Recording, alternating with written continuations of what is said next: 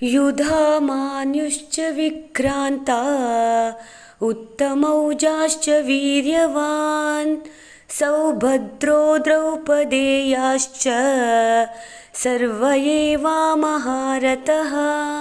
ಬಲಶಾಲಿ ಯುಧಾಮನ್ಯು, ಬಹುಶಕ್ತಿವಂತನಾದ ಉತ್ತಮೌಜ, ಸೌಭದ್ರೆಯ ಮಗ, ದ್ರೌಪದಿಯ ಪುತ್ರರು ಇವರೆಲ್ಲ ಇದ್ದಾರೆ. ಇವರೆಲ್ಲ ಮಹಾರಥರು. ಈ ಶ್ಲೋಕದಲ್ಲಿ ಧೃತರಾಷ್ಟ್ರನ ಪ್ರಶ್ನೆಗೆ ಉತ್ತರಿಸುತ್ತಿರುವ ಸಂಜಯನು ಪಾಂಡವರ ಪಾಳಯದಲ್ಲಿ ಯುದ್ಧಕ್ಕೆ ಸಿದ್ಧರಾಗಿರುವ ಮಹಾಯೋಧರ ಪರಿಚಯವನ್ನು ಮುಂದುವರಿಸುತ್ತಾನೆ.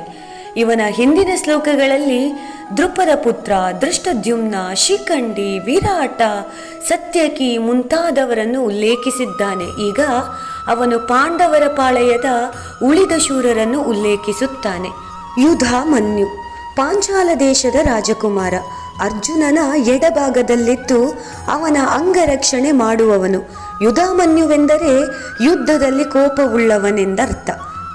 ಎರಡನೆಯವನು ಉತ್ತಮೌಜ, ಪಾಂಚಾಲ ದೇಶದ ರಾಜಕುಮಾರ, ಅರ್ಜುನನ ಬಲಭಾಗದಲ್ಲಿದ್ದು ಅಂಗರಕ್ಷಣೆ ಮಾಡುವವನು.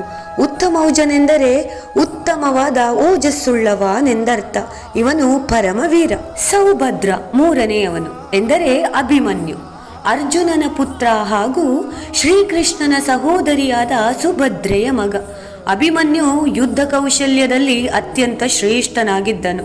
ಅಲ್ಪ ವಯಸ್ಸಿನಲ್ಲಿದ್ದರೂ ಅವನ ಧೈರ್ಯ, ಶೌರ್ಯ ಮತ್ತು ತ್ಯಾಗ ಮನೋಭಾವ ಪಾಂಡವರ ಪಾಳಯಕ್ಕೆ ಪ್ರೇರಣೆಯಾಯಿತು.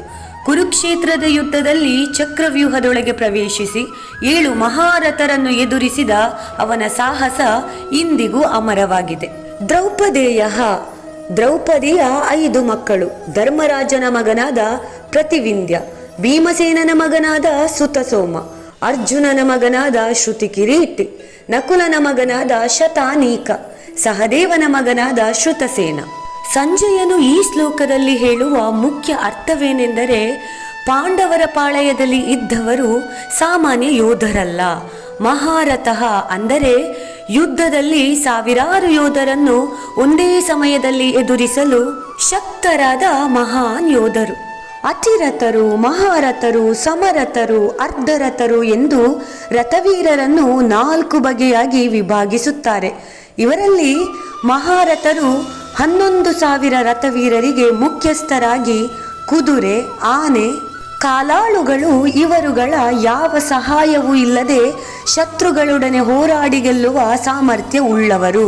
ಈ ಶ್ಲೋಕ ಪಾಂಡವರ ಧೈರ್ಯ, ಬದ್ಧತೆ ಮತ್ತು ಧರ್ಮಯುದ್ಧದ ಶಕ್ತಿ ಪ್ರದರ್ಶಿಸುವ ಒಂದು ದೃಶ್ಯ.